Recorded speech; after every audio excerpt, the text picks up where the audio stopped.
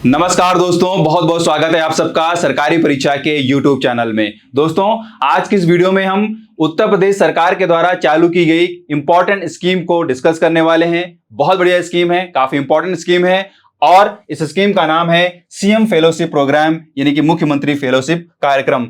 दोस्तों, इस कार्यक्रम के तहत उत्तर प्रदेश सरकार बेसिकली ये चाहती है कि उत्तर प्रदेश का जो युवा वर्ग है, पढ़ा लिखा युवा वर्ग है, पढ़ा लिखा का मतलब यह है कि जिसके पास स्नातक की उपाधि है और वो लोग उत्तर प्रदेश के ग्रामीण स्तर पे अगर काम करना चाहते हैं, ग्रामीण स्तर की जो समस्याएं हैं उन पे शोध कार्य अगर कर पाएं या उस पर रिसर्च कर पाएं तो उनके लिए ये सुनहरा मौका है। मतलब ये है कि ये लोग हमारे साथ जुड़कर, मतलब कि सरकार के साथ जुड़कर, सरकार के प्रशासन के साथ जुड़कर अगर वो ग्रामीण स्तर की जो मूलभूत समस्याएं हैं, जो भी दिक्कतें हैं, अगर उस पे एक रिसर्च करके हमको एक जमीनी हकीकत का डेटा देते हैं तो हम इस डेटा की मदद से एक बेहतर प्लान बना पाएंगे और उसको अपने प्रशासन के माध्यम से एग्जीक्यूट करा पाएंगे। तो सरकार का बेसिकली मकसद यही है कि जो पढ़े लिखे स्नातक बेरोजगार युवा हैं उनके लिए एक बढ़िया मौका हो सकता है।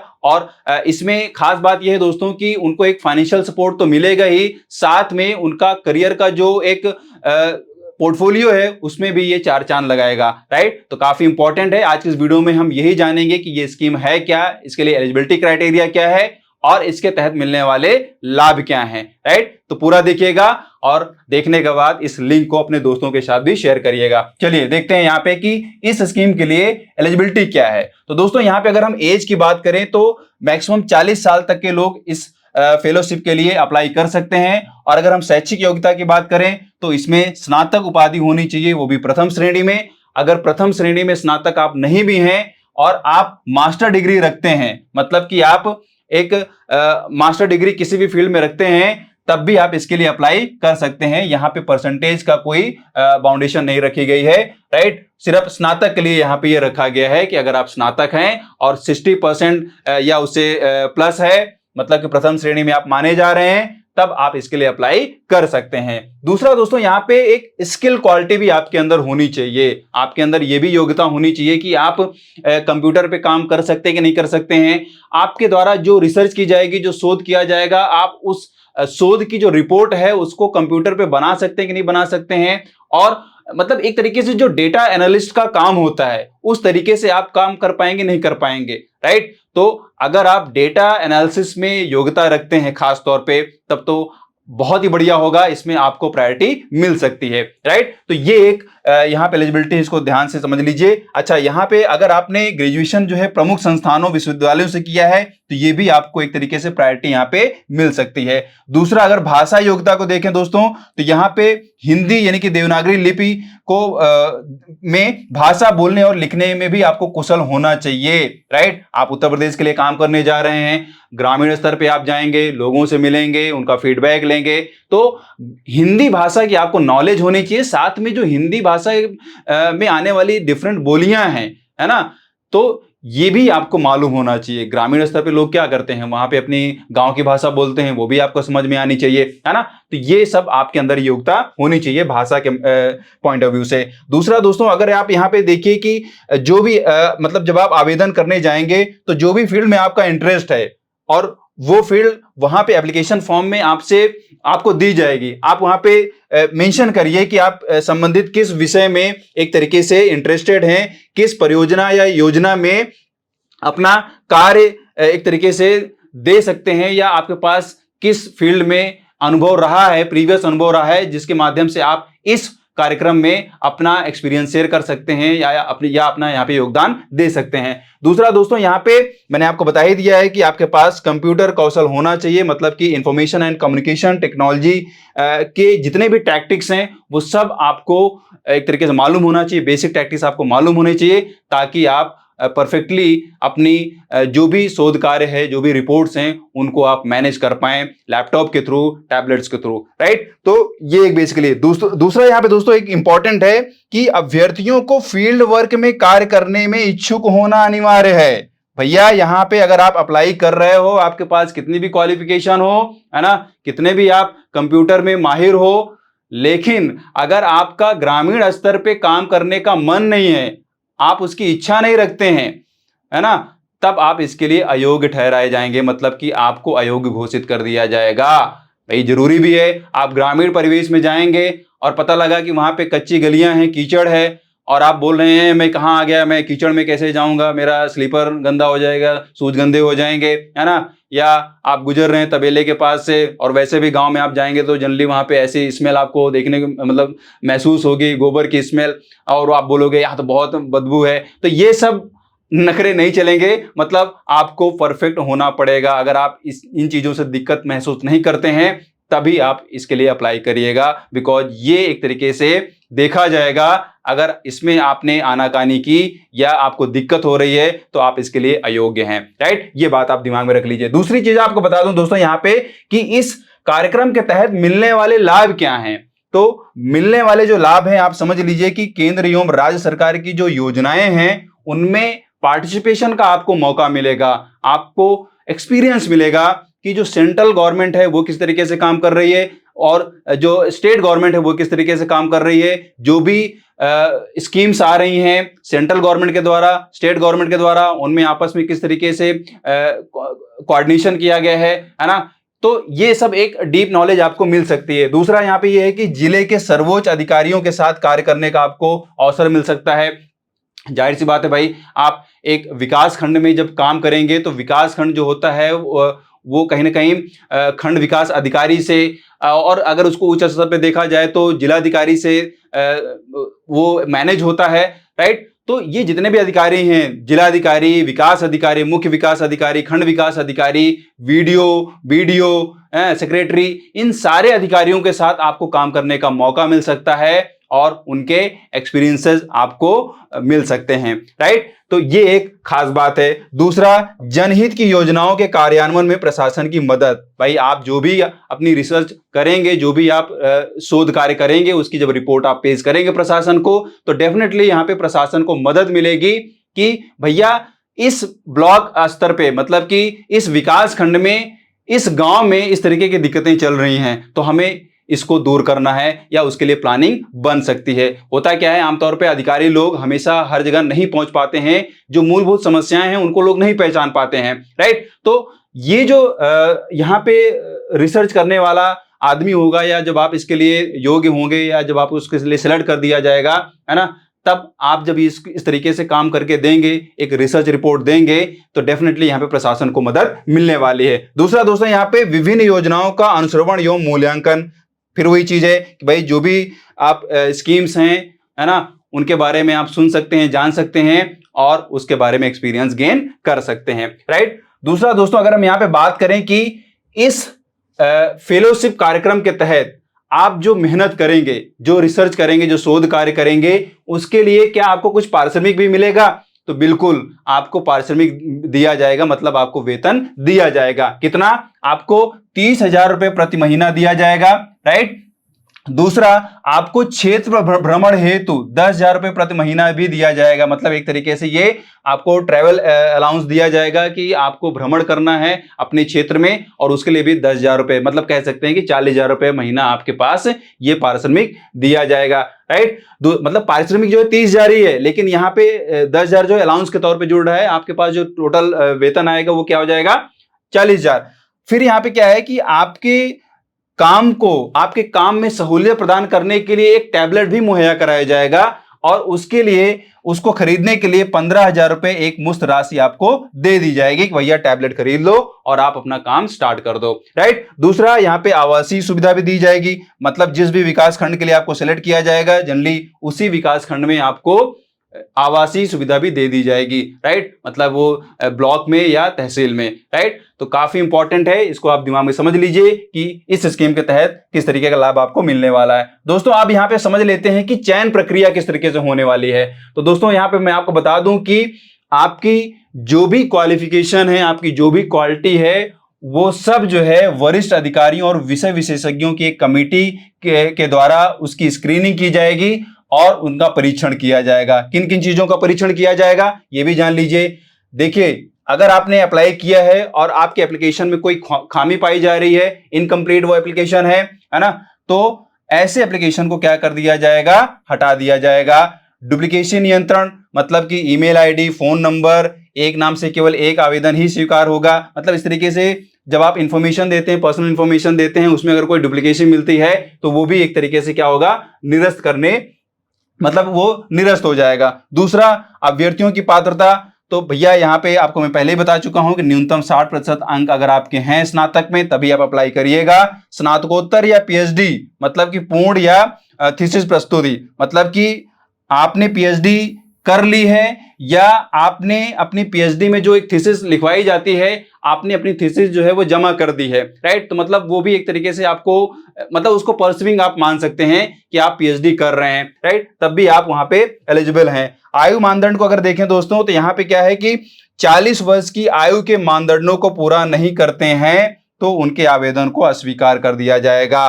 और एक इंपॉर्टेंट चीज है दोस्तों कि आवेदकों जिनके द्वारा 500 शब्दों के उद्देश्य का विवरण स्टेट ऑफ पर्पज अपलोड नहीं किया गया है, उनका आवेदन अस्वीकार कर दिया जाएगा। काफी इंपॉर्टेंट है स्टेट ऑफ पर्पज। सब कुछ अगर आपने भर दिया है लेकिन अगर आपने स्टेट ऑफ पर्पज नहीं लिखा और 500 शब्दों का, तब भी वहां पे वो निरस्त कर दिया जाएगा। स्टेट ऑफ पर्पज बेसिकली ये है कि उसमें आपको फिल करना पड़ेगा 500 शब्दों में, अपने बारे में पहले इंट्रोडक्शन देना पड़ेगा आपको, अपना आपकी जो मतलब क्वालिफिकेशंस रही हैं, किस तरीके के आपके रिकॉर्ड्स रहे हैं, अचीवमेंट्स रहे हैं एकेडमिक्स में, वो सब आपको मेंशन करना पड़ेगा। आप क्यों इस जॉब के लिए अप्लाई करना चाहते हैं, आपके लक्ष्य क्या हैं जीवन में, आप क्या हासिल करना चाह रहे हैं, इन सारी चीजों का ब्यौरा, मतलब एक तरीके से आपको एक ऐसे लिखना पड़ेगा अपने बारे में, है ना, आप किस तरीके से अपने बारे में सोचते हैं, अपने करियर के बारे में सोचते हैं, और पॉइंट वाइज लिखना पड़ेगा ताकि वहां पे जो भी विषय विशेषज्ञ हैं, जो कमेटी है, वो जब इसकी स्क्रीनिंग करे तो वो समझ जाए कि हाँ यहाँ पे इस बंदे के पास ये क्लैरिटी है, राइट। तो ये लिखना बहुत जरूरी है और इसको फॉर्म भरने से पहले ये तैयार जरूर कर लीजिएगा, स्टेटमेंट ऑफ पर्पज, राइट। मैं इसको आपको बार बार इसको मेंशन कर रहा हूं, जरूर इसको लिख के जाइएगा, तभी और अच्छे से लिख के जाइएगा, बिकॉज ये स्क्रीनिंग में इसको खास तौर पे देखा जाएगा, राइट। अच्छा दोस्तों, अब अगर हम यहाँ पे देखें कि चयन प्रक्रिया में और अगर हम यहाँ पे स्कोरिंग के टर्म में देखें कि किस तरीके से सिलेक्ट किया जाएगा, क्या सिर्फ डॉक्यूमेंट को ही देखकर सिलेक्ट कर लिया जाएगा या उसका कुछ क्राइटेरिया है, तो मैं आपको बता दूं कि यहाँ पे जो भी सिलेक्शन लिया जाएगा वो एक तरीके से स्कोर बेसिस पे लिया जाएगा। आपको स्कोर दिया जाएगा। कैसे स्कोर दिया जाएगा?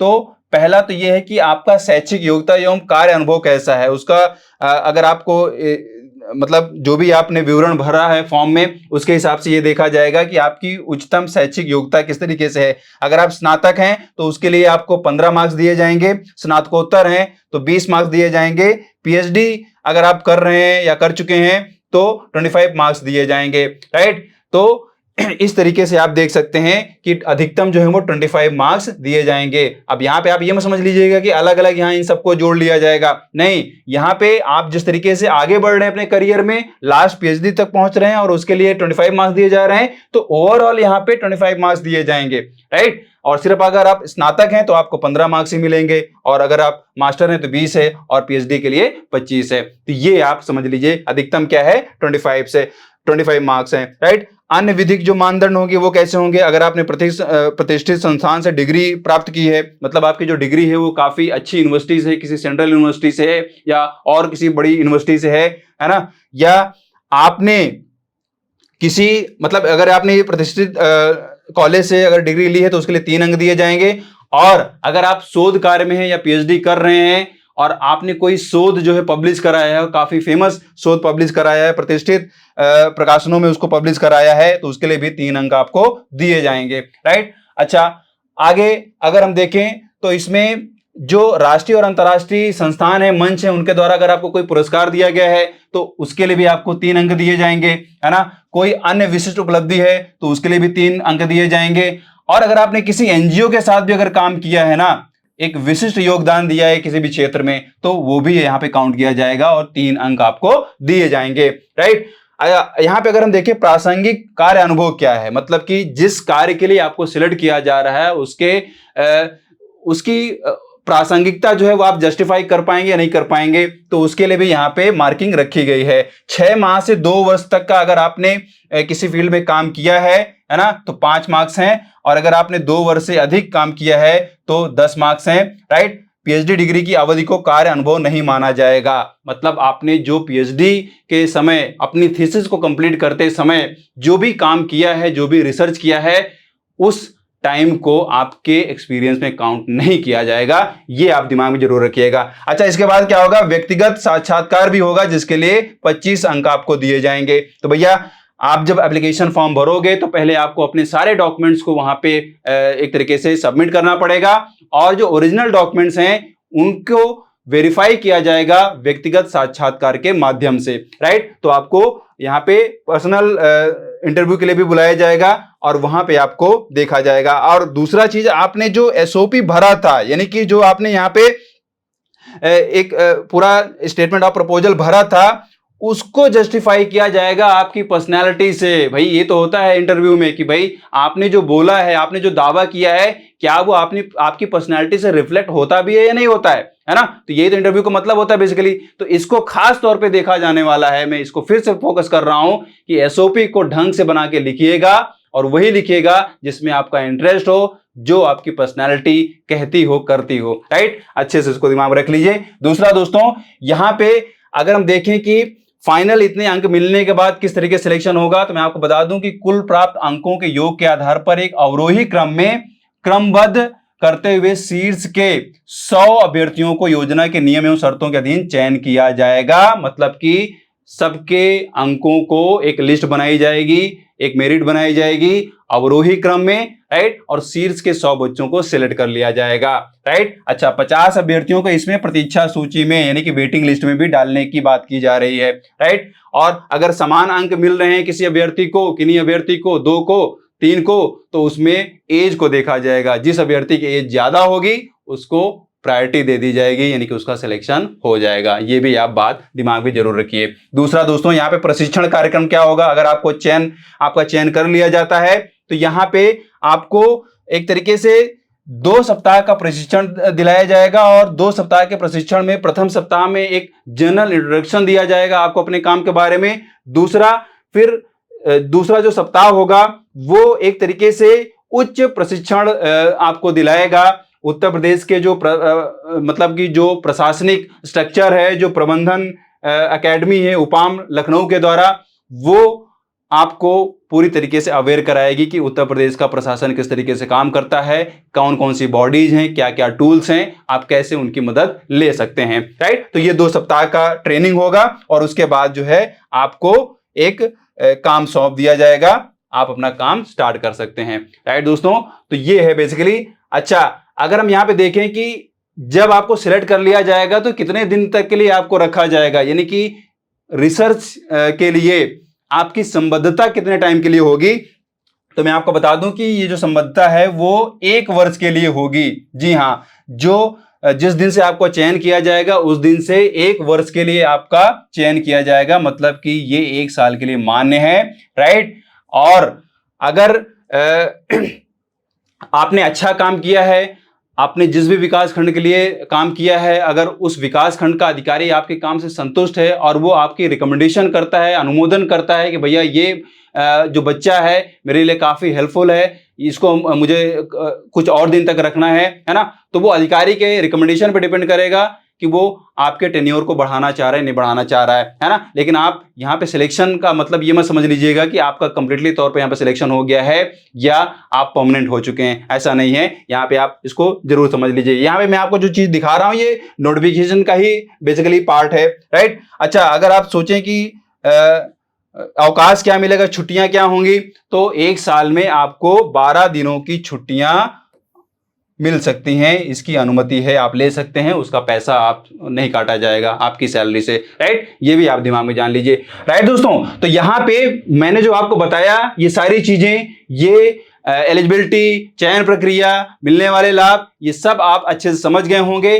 अगर आप नोटिफिकेशन को डिटेल में पढ़ना चाहते हैं तो इसका लिंक आपको डिस्क्रिप्शन में मिल जाएगा, नोटिफिकेशन को डिटेल में जरूर पढ़ लें। और इसके लिए एप्लीकेशन फॉर्म का भी लिंक मैंने यहाँ पे डिस्क्रिप्शन में दे दिया है, उस पे जाइए और एप्लीकेशन कर सकते हैं, राइट। तो बिल्कुल आपको कहीं जाने की जरूरत नहीं है, आप नोटिफिकेशन डिटेल में पढ़िए और अपना फॉर्म भी भर लीजिए। कोई भी डाउट अगर आता है तो प्लीज कमेंट करें, उस डाउट को रिजॉल्व किया जा सकता है। याद रखें, इसके लिए जो लास्ट डेट है वो 24 अगस्त 2022 है, राइट। तो आई होप आपको ये वीडियो समझ में आ गई होगी, काफी हेल्पफुल रही होगी।